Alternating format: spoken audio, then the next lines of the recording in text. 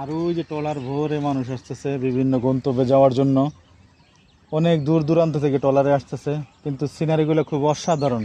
ওই পাশে পাহাড়, এই পাশে দাঁড়ানোর জায়গা আছে, মাঝখানে যে নদীটা বয়ে চলছে।